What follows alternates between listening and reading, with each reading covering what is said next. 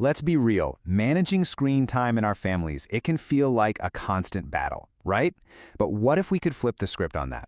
What if, instead of being a source of conflict, it could actually be a way to connect and build some really healthy habits together?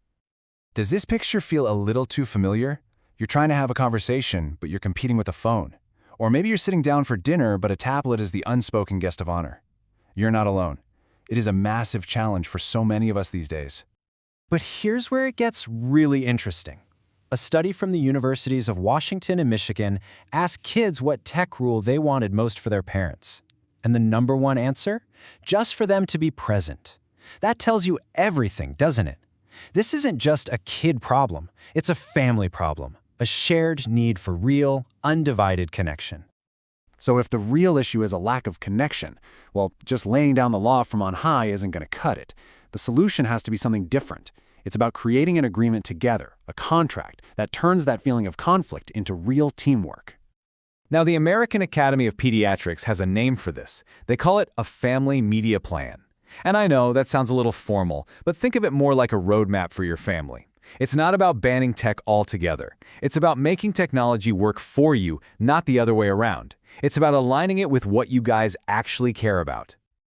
And here's the secret sauce. The process of making it is just as important as the rules themselves. You gotta sit down as a team. You talk about what really matters to you. Is it family time, getting outside, being creative? And then you write the rules together.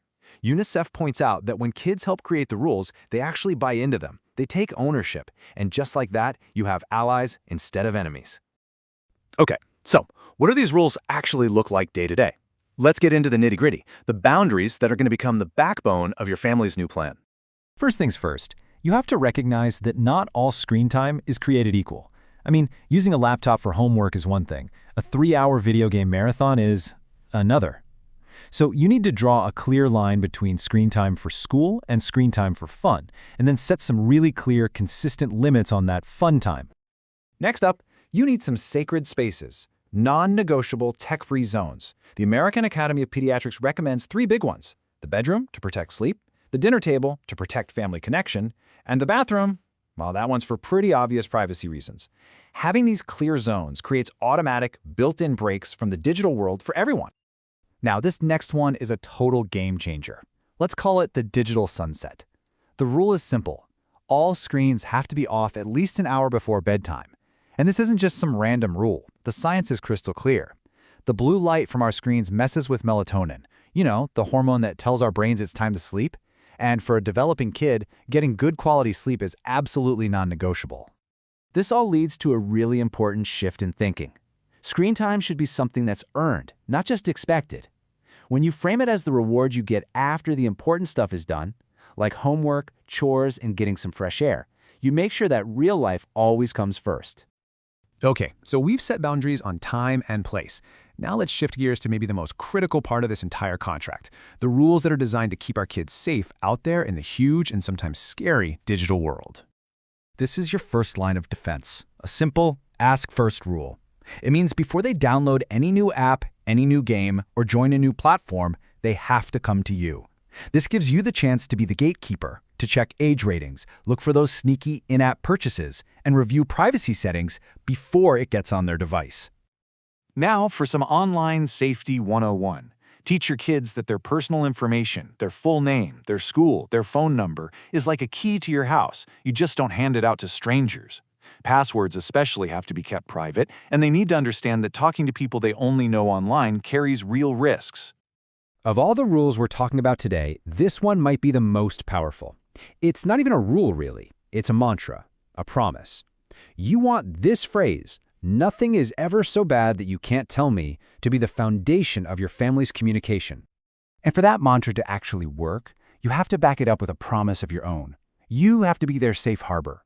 So when they do come to you because they saw something scary or weird or mean online, your job is to listen calmly, figure out a solution with them, and, this is the big one, never, ever punish them for telling you the truth.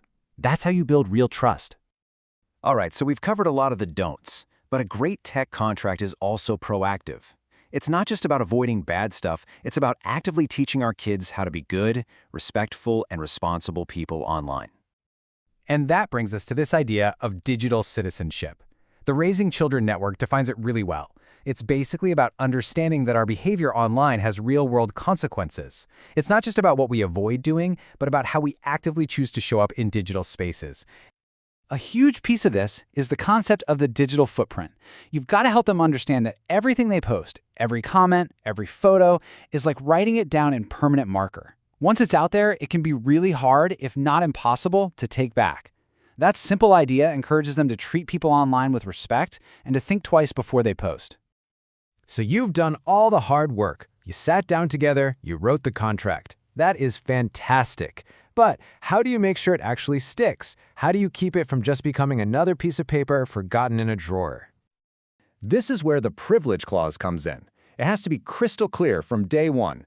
Using these devices is a privilege that's earned through trust. It is not a right. And when a core rule is broken, the consequence should be clear, consistent, and fair, like losing that device for a short, set period of time. And finally, please remember that this contract is not set in stone. It's a living document. Technology is going to change, and our kids are definitely going to change. So, as Common Sense Media suggests, plan to revisit it. Put it on the calendar. Every 6 months or so, sit down again and see what's working, what's not, and what needs to be updated as your kids get older. And that brings us right back to where we started, because this whole thing, it's not just about them, it's about us. The single most powerful rule of all is being a good role model. At the end of the day, our kids learn their digital habits by watching ours. So what are you going to teach them today?